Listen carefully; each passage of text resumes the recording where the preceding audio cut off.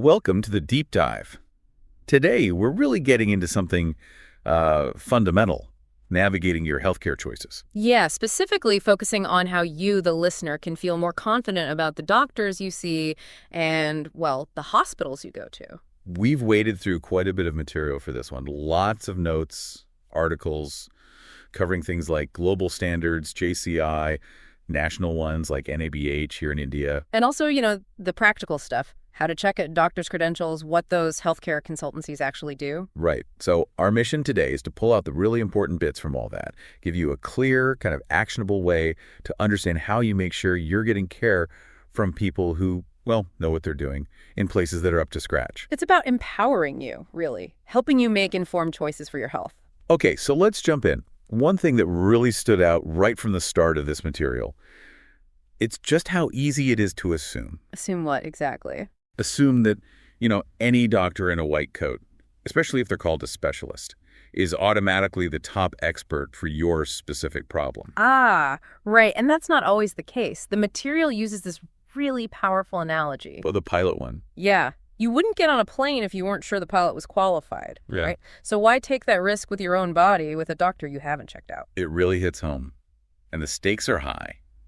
Doing a bit of homework here, it can save time, money. And potentially, well, it could be critical for your health outcome. It's not about being difficult. It's just smart. Okay, so that brings us to a really key definition. The material clears up. What does specialist actually mean? Right. It's more than just having the basic medical degree, the MBBS.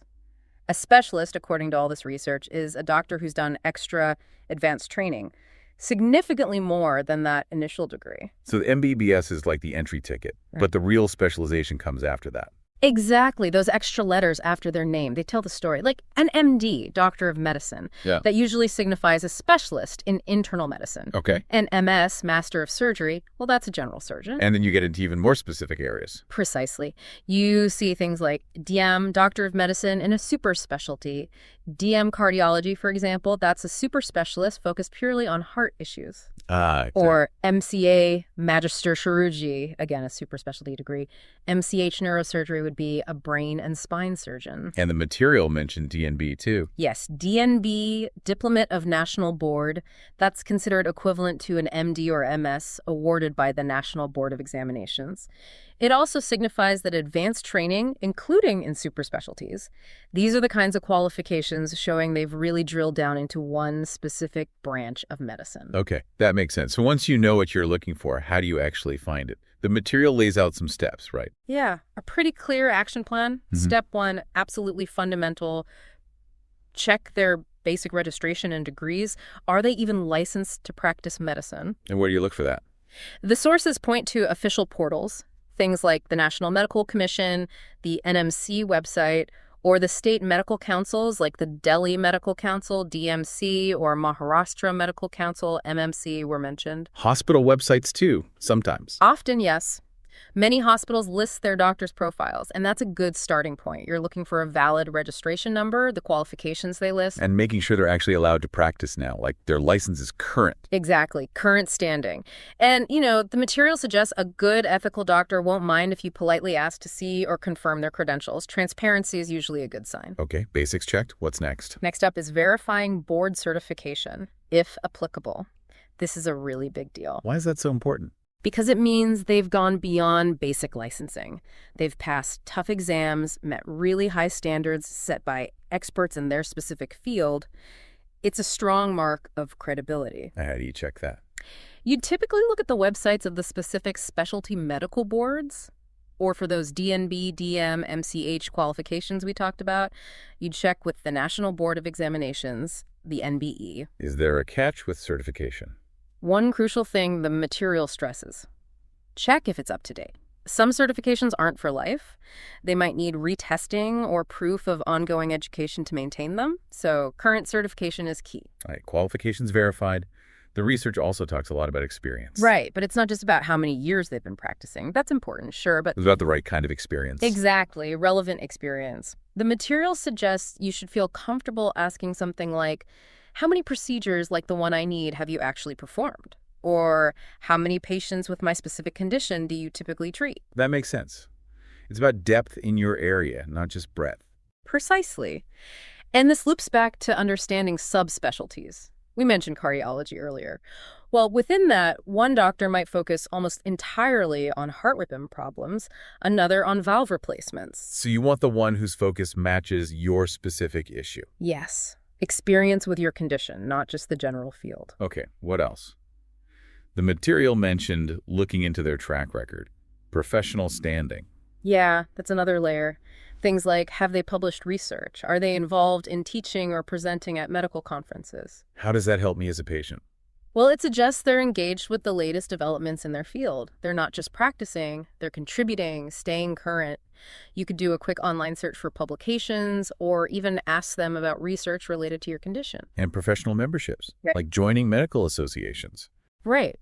Being part of recognized groups like the Indian Medical Association, IMA, the Association of Surgeons of India, ASI, or specific specialty societies, it generally indicates they follow ethical codes and are committed to professional development. It's another positive sign. Okay, another angle mentioned is, well, patient feedback, reviews, testimonials. How much weight should you give those? They can offer some insight, definitely. Things like bedside manner, how well they communicate, general patient satisfaction. Where do you find these? The sources mention online platforms Practo and Librate came up as examples often used for finding doctors and reviews in India. Hospital websites sometimes feature them, maybe even social media, though you need to be careful there. And asking people you know. Absolutely.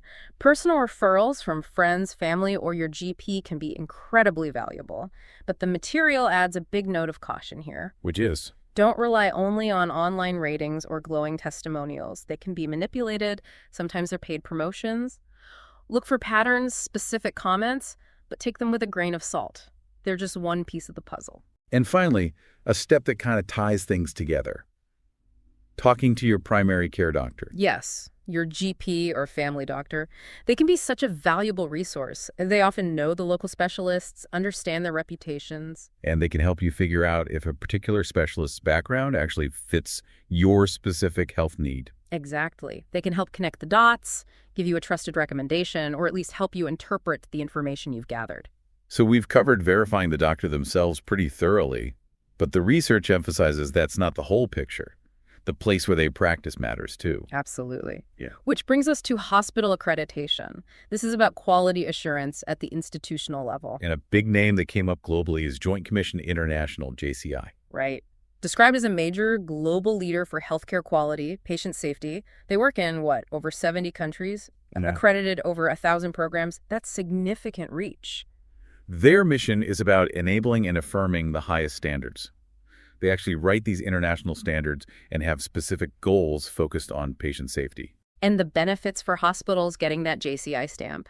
The material lists quite a few. Better teamwork, a competitive advantage, more community trust. Improved risk management, more organized patient safety programs, and just building that overall culture of safety. Yeah. And they do more than just accredit hospitals' training, advisory services, even specific certifications for things like telehealth or sustainability in healthcare. Then focusing more locally, particularly for listeners in India, there's NABH. Yes, the National Accreditation Board for Hospitals and Healthcare Providers. It's part of the Quality Council of India. And its role is setting the benchmarks for quality within India's health industry, catering to what patients need. Exactly. It develops accreditation programs specifically for Indian healthcare organizations. It has stakeholder support, but functions independently in setting those standards. And how does choosing an NABH-accredited hospital help when you're looking for a good doctor? Well, the connection is pretty direct. Hospitals that go through the rigorous NABH accreditation process usually have strict systems for checking the credentials of the doctors they allow to work there. Ah, so it's like an extra layer of vetting. Precisely. If a specialist practices at an NABH-accredited hospital, it adds another level of confidence. You're not just trusting the doctor, but also the institution's commitment to quality and safety standards. And the sources even mentioned consultancies, like one called Supreme Medic, that help hospitals actually get these accreditations. Shows how complex that process must be. It definitely is a major undertaking for a hospital. Now, while you're doing all this digging, the material also highlights some red flags, warning signs to look out for. Definitely. Like if you ask about qualifications and the answers are really vague or evasive, that's not a good sign. We're seeing like multiple completely unrelated types of clinics crammed into one small space. Yeah, like a place advertising dental, heart care, and bone treatments all seemingly run out of the same few rooms with limited gear. That warrants caution. What about big claims, like India's #1 heart surgeon? Exactly. Grandiose claims without any real evidence or backing should make you skeptical. Look for substance, not just hype. And probably the biggest red flag. Is anyone offering serious medical advice or treatment who isn't actually registered or properly qualified? Always check that basic registration we talked about first. Okay, and just to circle back quickly, that bonus tip on understanding the titles. Right, reinforcing what those letters mean. MBBS is the base. MD is internal medicine specialization. MS, general surgery. Then DM and MCH are those higher level super specialties like cardiology or neurosurgery.